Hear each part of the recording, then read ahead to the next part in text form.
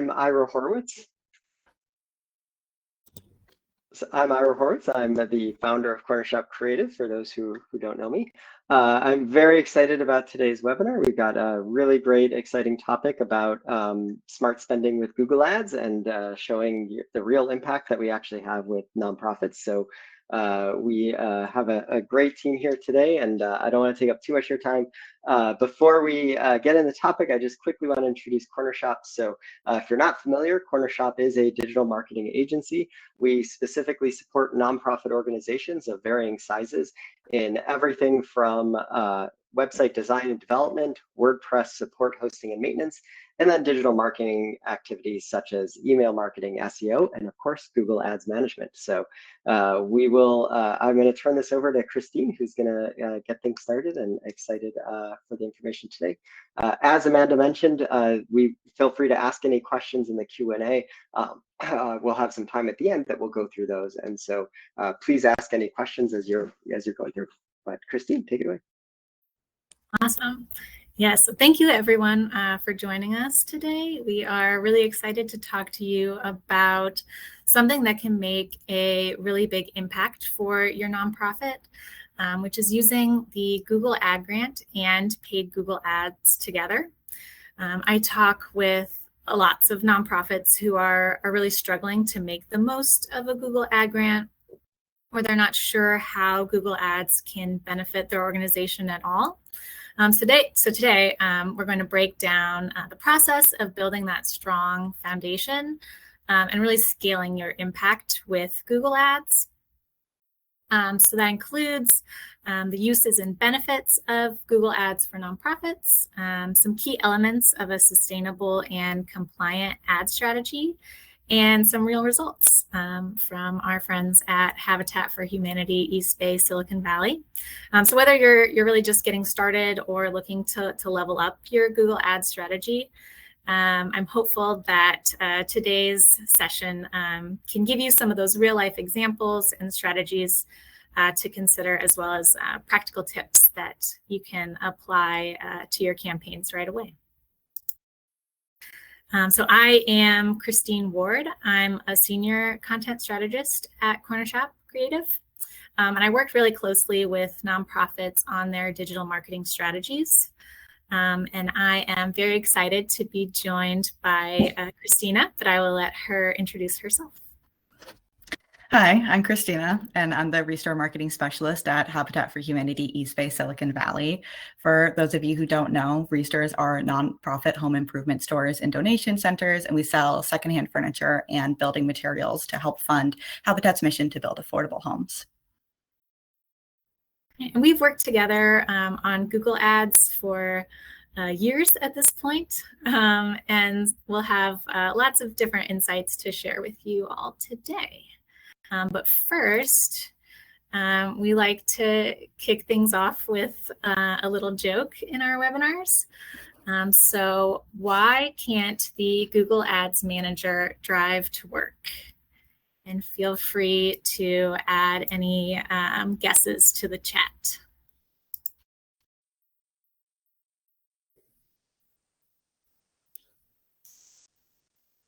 Any guesses? No? I can tell you. They're stuck in traffic. So we can dive into some more serious stuff now. All right, the Google Ad Grant. It's one piece of a program called the Google for Nonprofits program.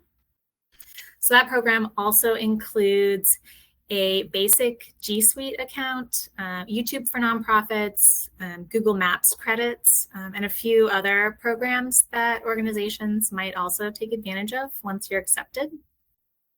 But you will need to apply for Google for Nonprofits first, and then you'll apply for the Google Ad Grant through your Google for Nonprofits account. There are some eligibility requirements for the ad grant, mainly based on the country and the type of organization. So it's only available in countries where Google is able to verify the nonprofit or NGO status. And then there are also types of organizations that are excluded. The big ones are schools and hospitals. But so long as your organization meets all of those eligibility requirements and there aren't any issues with your application, you should be accepted to the program. So once your organization's approved for an ad grant, you'll be able to spend up to $10,000 a month in your new Google Ads account. So that budget can be used for search campaigns, and there are lots of other rules and restrictions for this type of account to keep track of. So Google does run periodic checks and can suspend accounts that don't follow their grant compliance policies. So those are things like the locations that you're targeting in your ads need to be locations where you actually offer services. Your account needs to keep up a 5% click-through rate. You can't target any one-word keywords or generic keywords. The website that you send visitors to needs to work, and it cannot include ads for other organizations or companies. You also have to log into your account once a month and make at least one change every 90 days. There are really a ton of policies to keep track of, and Google does periodically change those. So it's important to keep an eye on those various policies. But all that said, it's a really awesome opportunity for nonprofits to drive traffic to their sites from ads. Microsoft also has an ad grant program, Microsoft Ads for Social Impact. So that program, once you apply and are accepted into the program, the starting grant is for $1,000 per month. And then if you spend $800 of your organization's own money, then your account becomes eligible for a $3,000 grant. There are not nearly as many policies in the Microsoft grant as the Google grant, but it's also a smaller grant. And unfortunately, Microsoft is not currently accepting new applications for its Ads for Social Impact program, but you are able to sign up to receive an alert for when or if those applications open back up. All right, ad grant benefits and uses. So this first one is the big one. So driving more traffic to your website. When you find the right keywords to target, it's usually a lot easier and faster to get into those search results with an ad than it is to rank for those organically. And once you get people on your website, you can convince them to act. These search ads can give you lots more opportunities to reach your organizational goals. It's also an opportunity to reach new audiences. So most organization accounts that I manage are not able to appear in the types of search results otherwise, especially on the first page of results. And with the nature of search traffic, a lot of these visitors are going to be new to your website, maybe even new to your organization, which really helps with awareness building efforts. Search ads through an ad grant are also excellent for targeting branded keywords. So those are keywords that include your organization's name or specific program names to make sure that you're appearing at the top of results in situations where searchers are specifically looking for your organization. And with the nature of the grant and policies around the cost per click, it's typically much easier for your grant search ads to appear for lower cost keywords. So those are typically $2 or less. And those keywords just don't have the competition from paid campaigns that can really drive the price out of reach for certain grant campaigns. But all that to say, most search ad campaigns are still very much a long game. So these people coming to your site probably don't know your organization super well. The first thing that they're going to do might not be making a huge online donation. There are definitely outliers, and I've seen them, but your end goal can be donations, but it's just not super common to see an onslaught of direct donations from a Google Ad Grant search campaign. And that's an expectation that I think is important to set before getting too far into this. The grant is great for building awareness, getting more traffic to your site, making sure that your nonprofit shows up when someone searches for your name or your mission. And you can also target those low-cost keywords that are relevant to your work. It's not about selling or converting right away. It's really about getting those people in the door. And the one exception that I have seen with that is in-kind donations. So the Habitat for Humanity Restore ads have been really successful at inspiring lots of item donations. So that's furniture, appliances, hardware, that sort of thing. So at Habitat, we primarily use the grant to promote our mission and the work that we do. We focus on top of the funnel awareness, helping people discover what we do and how they can get involved. Habitat has a lot of lesser known programs. People may know that we build houses, but they don't know that we also offer financial counseling or affordable home repairs. So the grant ads are effective in building that awareness and connecting us to people who are in need of and searching for services that they don't even know that we offer. It's a great tool to promote our organization to searchers that are looking for relevant branded and unbranded search terms.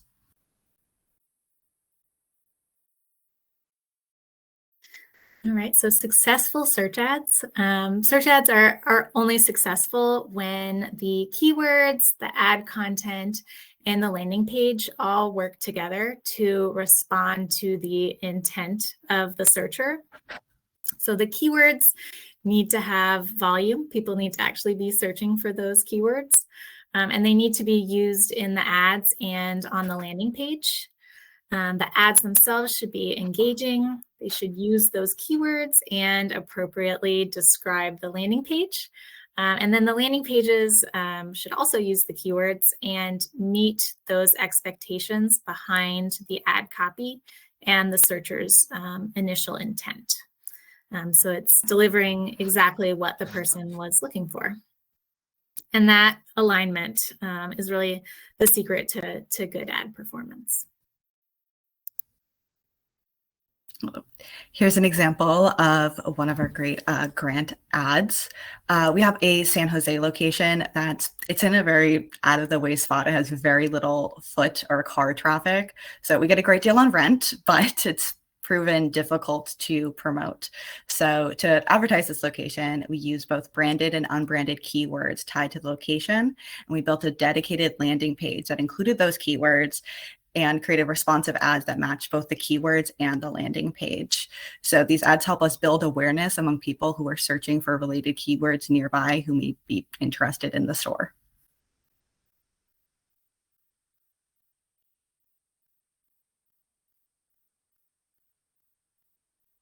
And then the results of that ad were really great.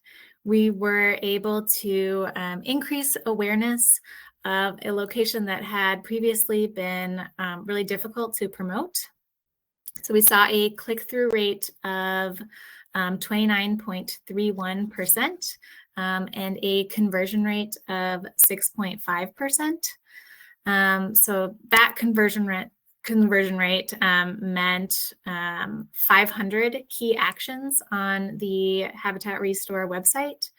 And some of those actions included visitors clicking get directions to go visit the San Jose store, as well as pickup requests for visitors interested in making a donation to that Restore location, and all of that from grant-funded ads.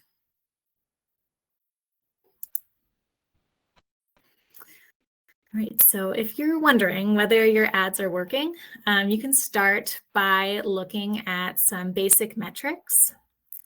So clicks, those are the number of times someone clicked on one of your ads.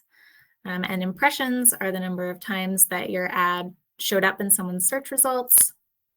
And then the click-through rate, or CTR, is the percentage of people who clicked on your ad after seeing it. And then conversions are the number of tracked actions that users coming from ads completed. So conversion value is also a metric that's available in Google Ads. So you can attach dollar amounts to specific conversions that enable you to more easily calculate your organization's ROI, or your return on investment. And then the engagement rate, I like to look at that. It's the percentage of people coming to your site from ads who then spent meaningful time on your site, visited multiple pages, completed one of those key actions. And then finally, cost is the amount of money that you were able to spend. So for the grant, the goal is to really use as much of that $10,000 monthly budget as you can. So we have another joke. Let's see if we get any responses this time. So why did the trampoline company want to revamp their ad campaigns? Guesses? The bounce rate was too high. But really, the lesson there is that your landing pages are really important to the success of your ads. And it's ultimately what convinces a person to do the thing that you are trying to get them to do on that landing page. All right, when to add paid ads.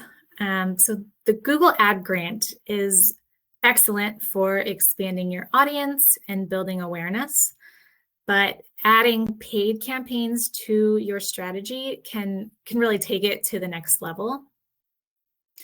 So when should you move beyond the grant and start using paid Google ads? The answer is really when you're ready to focus on conversions. So paid ads give you access to higher value keywords, better targeting, as well as new ad formats and placements. So you can really reach more people who are ready to act through remarketing and broader placements of your ads.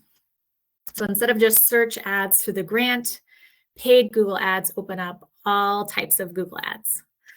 So recently we've seen lots of success with organizations running Performance Max campaigns. So those are goal-based campaigns that allow you to access all types of Google ads from a single campaign. And those are designed to help you find more converting customers across all of Google's channels. So YouTube, display, search, discover, Gmail, and Maps. The advanced targeting capabilities are not available through the grant, but are really essential for bottom of the funnel campaigns to drive those key actions on your site. Things like donations and advocacy actions. Also, you're able to spend more money through paid ads than you would through the grant, which does prioritize paid campaigns. So if the keywords that you're looking for are more costly, it may be time for a paid campaign to be able to access those keywords. All right, so the elephant in the room. We know that budgets are tight. You really don't need to spend thousands right away. You can start small, you can see what works. You can let your return on investment really guide how you grow your ad campaigns, and take your cues from how your audience is interacting with your ads to be able to increase your budget in more active months and decrease it when interest is less strong, you know, following your nonprofit's seasonality. And remembering that the grant can still do a lot of that heavy lifting on the awareness side. so that you can focus your paid ads on actions and audiences that are much lower in the funnel. So Restore began running paid ads to access new placements for ads, including Google Map ads for specific Restore locations, relevant home improvement website ads, and video ads. The digital conversions from our grant account were great, but for brick and mortar stores, in-person store visits are our holy grail. Being able to access placements like Google Maps is a game changer for reaching audience deeper in the funnel and translating that online interest into in-person sales. We're also a business that thrives on repeat customers, and remarketing ads help us reach previous visitors to convert casual shoppers or donors into brand loyalists who are going to be coming back to us again and again. So to drive visits to our San Jose location, we ran a Performance Max campaign with a combination of text, video, and image assets focused on San Jose using both Google's audience data and our own. We created strong visuals and messaging tailored to that community and tweaked things over time to improve the performance.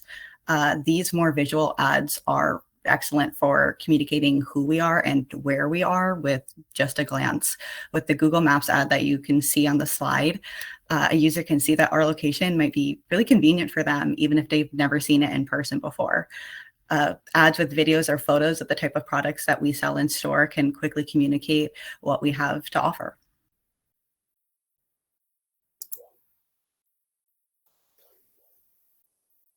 All right. And that Performance Max campaign drove over 800 tracked visits per month and delivered a return on investment of over 2,600%. It's really incredible. It also increased store visits by 260%. And that's really the power of adding those paid ads when you're ready.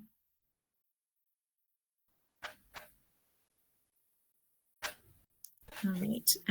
But the real magic happens when your grant and your paid ad accounts can work together. So you can align your messaging across both accounts, set different and distinct goals for each account that complement each other.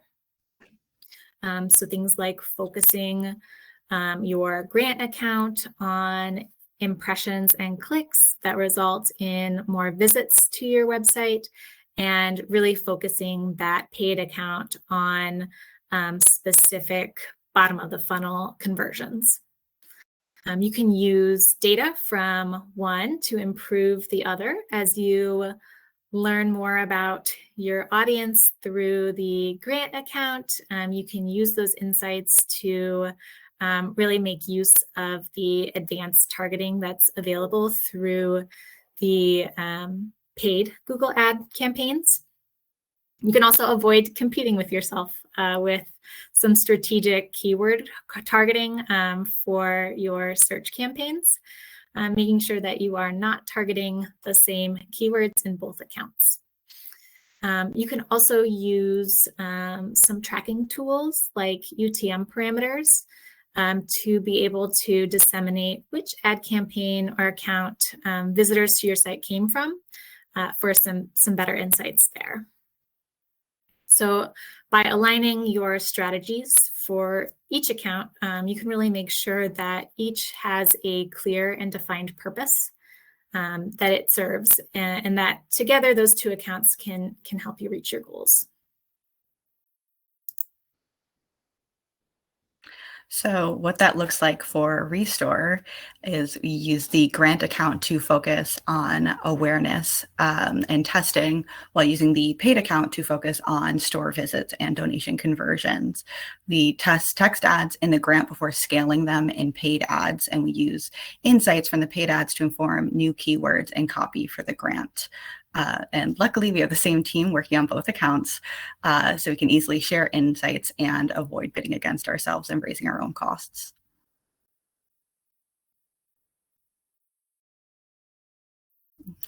Since 2022, Habitat and Cornershop have been collaborating on strategy, testing, performance tracking. Our monthly meetings from the paid account are really valuable for being able to tweak and make adjustments more frequently based on performance or our budget, which is always changing over time. I can take valuable ROI insights from Cornershop and back to my Restore team on a regular basis and make adjustments based on that. So it really is like a true partnership, and we're growing and learning together.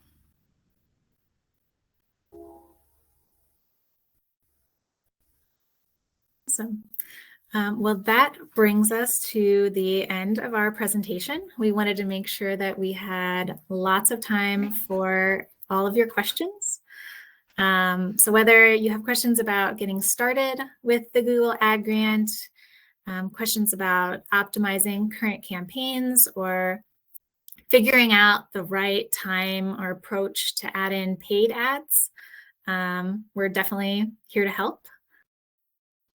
So let's see. Any questions? I don't see anything in our QA, but we'll give you all a couple minutes to think of some stuff. We've got some great experts here and amazing experiential knowledge. Take advantage. We'll hang out for a little bit, but thank you so much. That was great.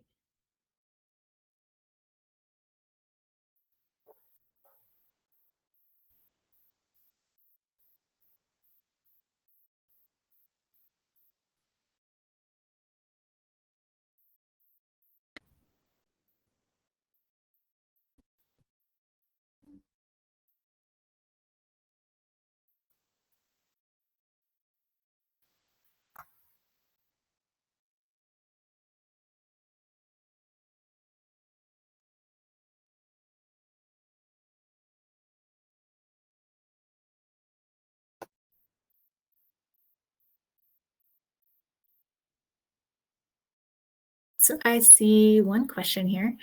We currently do not do anything online, but want to. How would you recommend getting started?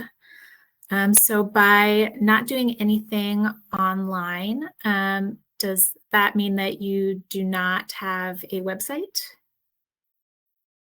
If not, I definitely recommend the first step being to launch a website that really represents your organization well and includes a lot of those key actions that we're talking about. So depending on your mission, that might be donations, it might be advocacy actions, whatever that means for your organization, and really getting that foundation set up through the website before expanding that digital strategy into things like ads. The website is also a requirement for that Google Ad Grant. So that's an important key step to make sure that your organization is represented well through your website. All right, so how can we spend more of the 10K per month? So that can be a tricky question. With the policies for the ad grant, you are really restricted to where your organization provides services. So I have seen lots of local organizations struggle to reach that 10K goal, depending on how small the area that you operate in is and how niche your organization is. But the key to spending more of that $10,000 budget every month is really experimenting and doing your research on those keywords to make sure that you are finding those keywords that are most relevant to your mission, that have that higher search volume. So the more volume that a keyword has, that means the more people are searching it every month, where your ads will be seen more often and have more opportunity to be clicked on, and the clicks are what use that budget. So it's really using the keyword planner in Google Ads to find new keywords based on the ones that you are already using in your account. If you use that discover keyword feature in the keyword planner, you can really open yourself up to lots of different options that you can add directly to your campaigns through that tool. So you can find the most relevant keywords with the highest volume and hopefully get some more visibility for your ads that way. That's a great question. So have you found a good way to incorporate AI? So yes, we do use AI to as a starting point for drafting ads, as well as certain campaign strategies. It's always, that first draft, you really do need a person reviewing everything just to make sure that it makes sense and it's strategically incorporated with everything else that you're doing in terms of marketing online. So we have a well-defined prompt that we use, that we outline all of the different stipulations that we need for the ads, including character counts and different types of that ad copy. So in a Google Ad Grant search ad, you use responsive ads. So there's, you can have 15 headlines, but they have to be, 30 characters each. There's lots of different character counts to keep track of that. If you don't define those in your prompt, we found that some of these AI tools can kind of run rampant and break those, and then they don't work. So as specific as you can get in your prompts for ad copy, the better. And then always review those afterward to make sure that they make sense and they're the strongest option for your mission and your goals for the ads.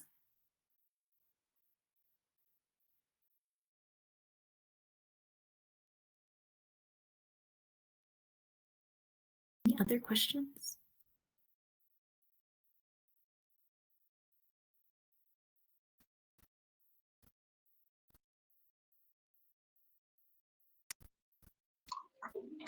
Christine, one question that I get a lot when I'm talking to folks is how do they stay on top of the changing requirements and regulations that Google sets for the ad grant?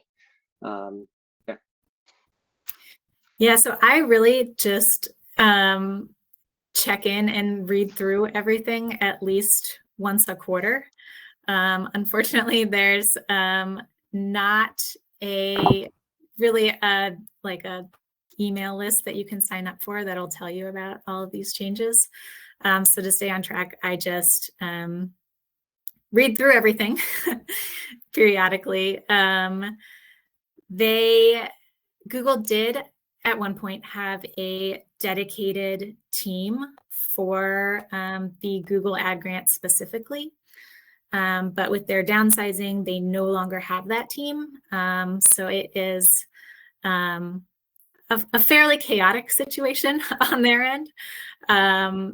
And there's just not a system in place to really alert people in the account when they are breaking these policies, or to let them know about things ahead of time.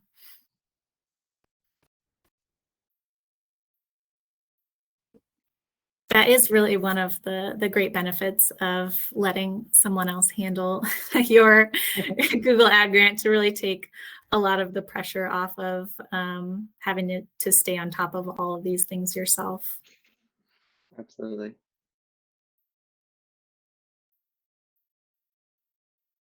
Great. I think that's all the questions we have, so we can maybe wrap up a little early here, but just want to thank both Christine and Christina for their excellent wisdom and advice on this. And certainly if folks have any further questions, you can reach out to us directly. The email address, hello@cornershopcreative.com. It's a great place to reach us. We're happy to talk about any new projects or help you get started, give you any advice as you're working through Google Ads or anything on your digital strategy and online engagement efforts. So please reach out, and thank you all for attending, and thanks again to Christine and Christina. Thanks for having me. Bye, everyone.